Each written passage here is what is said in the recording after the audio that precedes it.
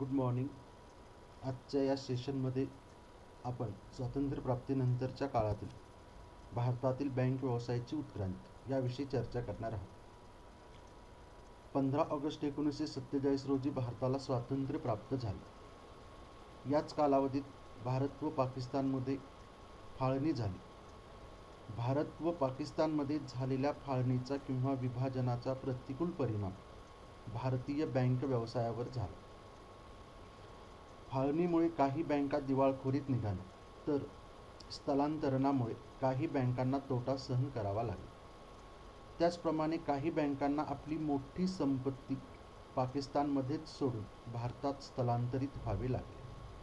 अशा वेगवेगळ्या समस्यांनी समस्याग्रस्त बँकांच्या पुनर्वसनासाठी भारत सरकारने भारतीय रिझर्व्ह बँकेच्या योजनेनुसार ₹1 कोटीचे अनुदान मंजूर केले. त्यामुळे भारतीय बँक व्यवसायात स्थिरता येण्यास मदत झाली. स्वातंत्र्यप्राप्तीनंतरच्या काळात भारतातील बँक व्यवसायाच्या बाबतीत घडलेल्या महत्त्वपूर्ण घटना म्हणजे स्वातंत्र्यप्राप्तीनंतर भारतीय बँक व्यवसायात झालेली प्रगती किंवा बँक व्यवसायात झालेले बदल किंवा बँक व्यवसायाचा झालेला विकास याचा थोडक्यात आढावा पुढील प्रमाणे आपण घेऊ. त्यामध्ये पहिला घटक आहे बँक नियमन कायदा 1949. देशातील सर्व बँकांच्या कार्यात सुसूत्रता व समन्वय प्रस्थापित करण्यासाठी आणि बँकांचे प्रभावी नियंत्रण व नियमन करण्यासाठी भारतीय बँक नियमन कायदा 1949 बँकिंग रेग्युलेशन ॲक्ट 1949 संमत करण्यात आला. या कायद्यानुसार भारत सरकार व भारताची मध्यवर्ती बँक म्हणून भारतीय रिझर्व्ह बँकेला देशातील बँक व्यवसायावर नियंत्रण ठेवण्यासाठी व्यापक स्वरूपाचे अधिकार प्राप्त झाले. त्यानंतरचा दुसरा घटक आहे भारतीय रिझर्व्ह बँकेचे राष्ट्रीयकरण. भारतीय रिझर्व्ह बँकेच्या सार्वजनिक मालमत्ता हस्तांतरण अधिनियम 1948 नुसार भारतीय रिझर्व्ह बँकेला अधिक कार्यक्षम बनविण्यासाठी 1 जानेवारी 1949 रोजी भारत सरकारने भारतीय रिझर्व्ह बँकेचे राष्ट्रीयकरण केले.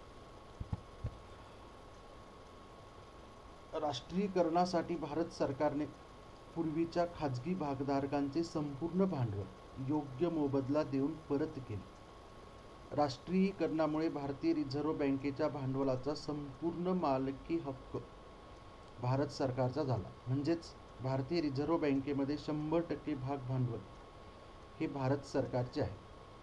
भारतीय रिझर्व्ह बँकेने देशाच्या आर्थिक विकासात मोठ्या प्रमाणात योगदान द्यावे हा रिझर्व्ह बँकेचे राष्ट्रीयकरण करण्यामागील भारत सरकारचा हेतू किंवा उद्देश होता. राष्ट्रीयकरणानंतर भारतीय रिझर्व्ह बँक ही भारत सरकारची व देशाची मध्यवर्ती बँक म्हणून अस्तित्वात आली. भारतीय रिझर्व्ह बँकेला देशातील बँकांवर प्रभावी नियंत्रण ठेवता यावे यासाठी देशातील बँकांचे अनुसूचित बँक शेड्यूल्ड बँक आणि बिगर अनुसूचित नॉन शेड्यूल्ड बँक असे वर्गीकरण करण्यात आले. त्यानंतरचा तिसरा घटक आहे भारतीय स्टेट बँकेची स्थापना. 1 जुलै 1955 रोजी इम्पिरियल बँकेचे राष्ट्रीयकरण करून भारतीय स्टेट बँकेची स्थापना करण्यात आली. भारतीय स्टेट बँकेबरोबर तिच्या संलग्न 7 स्टेट बँकांची स्थापना करण्यात आली. भारतीय स्टेट बँकेच्या संलग्न स्टेट बँकांचे राष्ट्रीयकरण 1959 मध्ये करण्यात आले. त्यालाच स्टेट बँक समूह असेही म्हणतात. देशाच्या ग्रामीण व मागासलेल्या भागात शाखा स्थापन करून कर्ज पुरवठा करणे हे स्टेट बँकेचे प्रमुख उद्दिष्ट आहे. स्टेट बँक समूहामध्ये भारतीय state bank, state Bank of Bikaner and Jaipur, state Bank of Mysore, state Bank of Travancore, state Bank of Hyderabad, state Bank of Patiala, state Bank of Saurashtra व स्टेट बँक ऑफ इंदोर या बँकांचा समावेश होतो. स्टेट बँकांच्या विलिनीकरणाच्या प्रक्रियेअंतर्गत 2008 मध्ये स्टेट बँक ऑफ सौराष्ट्र आणि 2009 मध्ये स्टेट बँक ऑफ इंदोरचे स्टेट बँक ऑफ इंडियामध्ये विलिनीकरण करण्यात आले. त्यामुळे स्टेट बँकांची संख्या 2ने कमी झाली. त्यानंतर 15 फेब्रुवारी 2017 रोजी केंद्रीय मंत्रिमंडळाने 5 स्टेट बँकांचे स्टेट बँक ऑफ इंडियामध्ये विलिनीकरण करण्याच्या प्रस्तावाला मंजुरी दिली. त्यामुळे 1 एप्रिल 2017 पासून भारतीय स्टेट बँक ही एकमेव स्टेट बँक अस्तित्वात आहे. 5 स्टेट बँकांबरोबरच भारतीय महिला बँक आणि स्टेट बँकेच्या सहाय्यक कंपन्यांचेही स्टेट बँक ऑफ इंडियामध्ये विलिनीकरण करण्यात आले. त्यामध्ये SBI capital markets limited, SBI cards and payment services private limited, SBI life insurance company limited यांचा समावेश आहे. स्टेट बँकेच्या विलिनीकरणामुळे भारतीय स्टेट बँक ही जगातील मोठ्या 50 बँकांमध्ये स्टेट बँकेचा समावेश झाला. त्यानंतर चौथा घटक आहे व्यापारी बँकांचे राष्ट्रीयकरण. देशातील व्यापारी तत्वावर स्थापन झालेल्या ज्या बँका आहेत त्या व्यापारी बँका समाज हिताचा किंवा सामाजिक हिताचा विचार न करता बँक व्यवसाय करत होते. त्यामुळे 19 जुलै 1969 रोजी 14 प्रमुख व्यापारी बँकांचे राष्ट्रीयकरण करण्यात आले. ज्या बँकांचे भांडवल 50 कोटी किंवा त्यापेक्षा जास्त आहे अशाच बँकांचे राष्ट्रीयकरण करण्यात आले. त्यानंतर 15 एप्रिल 1980 रोजी 200 कोटी किंवा त्यापेक्षा जास्त ठेवी असणाऱ्या आणखी 6 व्यापारी बँकांचे राष्ट्रीयकरण करण्यात आले. त्यामुळे राष्ट्रीयकृत बँकांची संख्या 20 एवढी झाली. 1969 मध्ये राष्ट्रीयकरण झालेल्या बँका पुढील प्रमाणे आहेत: Allahabad bank, bank of Baroda, bank of India, bank of Maharashtra, central bank of India, Canada bank, Dena bank, Indian bank, Indian overseas bank, Punjab national bank, syndicate bank, UCO bank, union bank of India, united bank of India.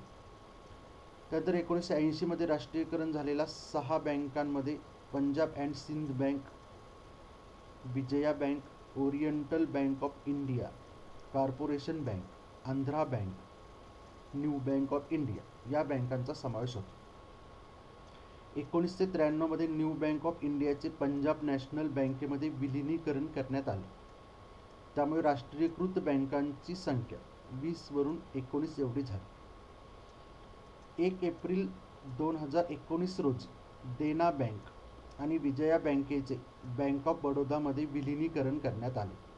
तर 4 मार्च 2020 रोजी केंद्रीय मंत्रिमंडळाने 10 राष्ट्रीयकृत बँकांचे विलिनीकरण करून 4 राष्ट्रीयकृत बँका निर्माण करण्याच्या प्रस्तावाला मंजुरी दिली.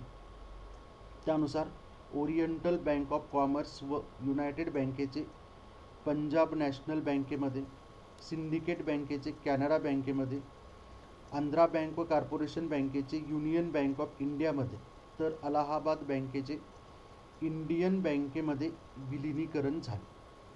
त्यामुळे भारतातील राष्ट्रीयकृत बँकांची संख्या 11 एवढी झाली. त्यानंतरचा 5वा घटक आहे प्रादेशिक ग्रामीण बँकांची स्थापना.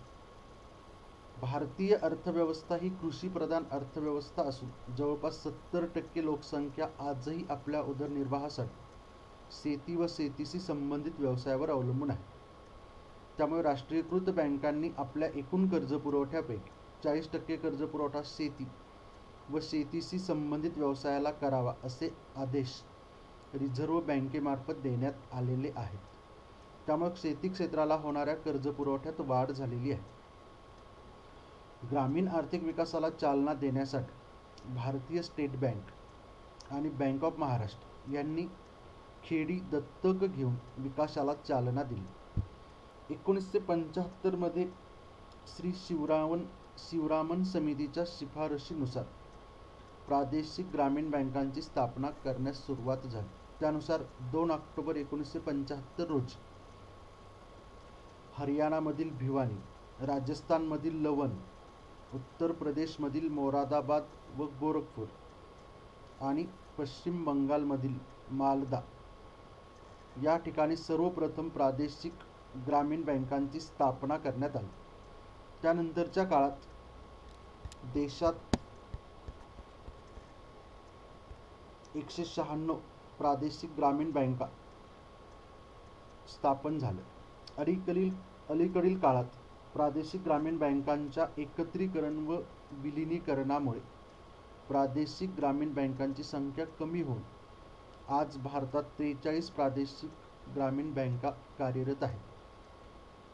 भारतातील स्वातंत्र्यप्राप्तीनंतरच्या बँक व्यवसायातील उत्क्रांतीचा उर्वरित भाग हा पुढच्या व्हिडिओमध्ये.